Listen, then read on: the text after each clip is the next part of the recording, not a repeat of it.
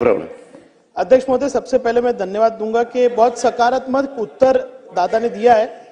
अध्यक्ष महोदय, सरकार का शुक्रिया कि आप भिवंडी ईस्ट मेरी कंस्टिट्यूएंसी में एक नई राशन ऑफिस खुलेगी और वहां के लोगों को न्याय मिलेगा। अध्यक्ष महोदय, मेरा पहला प्रश्न है कि सरकार ने यह निर्णय लिया कि भिवंडी ईस्ट की ऑफिस अलग होगी, भिवंडी वेस्ट की अलग होगी। तो भिवंडी ईस्ट में जो राशन ऑफिस खुलने वाली है उसके लिए जो स्टाफ का रिक्वायरमेंट है वो अलग से किया जाए, ये मेरी मांगनी है। दूसरा, अभी जब तक ये ऑफिस नहीं बनती, भिवंडी की जो एक कॉमन ऑफिस है उसमें 35 पोस्ट है और 14 कर्मचारी कम है। क्या सरकार ये कर्मचारी जल्दी से प्रोवाइड करेगी? अध्यक्ष महोदय, इस लक्ष्यवेदी के अंदर उत्तर देते हुए जो आज पूरे महाराष्ट्र में विषय है कि ऑनलाइन पद्धति से जो थंब लगाकर जो केवाईसी करके रजिस्ट्रेशन एक लाभार्थी का किया जाता है वो आज हो नहीं पाता। एक परिवार में 5 सदस्य है तो 3 की नोंदनी होती है, 2 का हो नहीं पाता।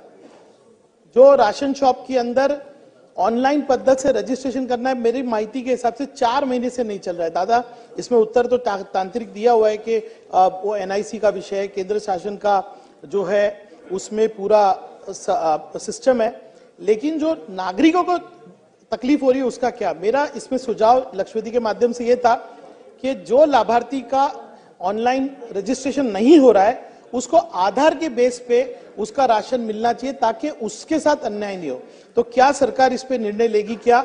दूसरा एक विषय दादा था कि जो आज निकष है 15,000 45,000, ये एकदम आउटडेटेड है। क्या पूरे देश में ऐसा कोई नागरिक है जिसकी एनुअल इनकम 15,000 होगी? तो महाराष्ट्र ने लीड लेकर केंद्र शासन के साथ पाठपुरावा करके ये इनकम बढ़ानी चाहिए, ये मेरा निवेदन है। मेरे ये 3 प्रश्न दादा। धन्यवाद।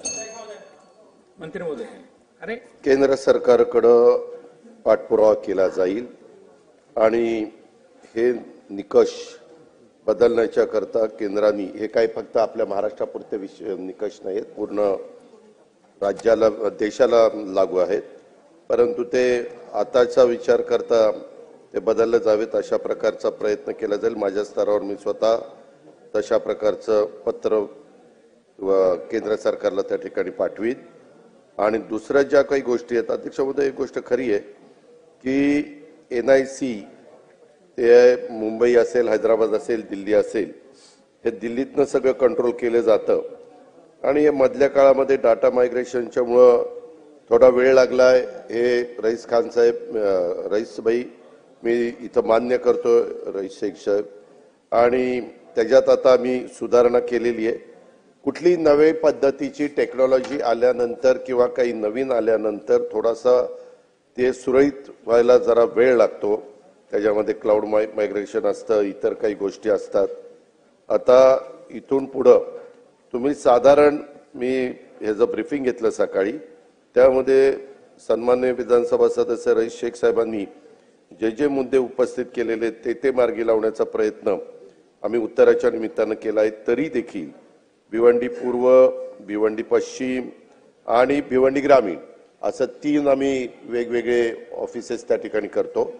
आपण जे म्हणताय की ऑफिसेसमध्ये स्टाफ कमी आहे, त्याही संदर्भामध्ये लक्ष घालून स्टाफ वाढवण्याची गरज असेल तर तो वाढवण्याच्या संदर्भामध्ये देखील कारवाई त्या बाबतीमध्ये केली जाईल आणि नागरिकांना स्वस्त धान्य दुकानातून जी काही सर्व्हिस मिळाली पाहिजे ती व्यवस्थित देण्याचा प्रयत्न हा निश्चितपणे विभागाकडून केला जाईल।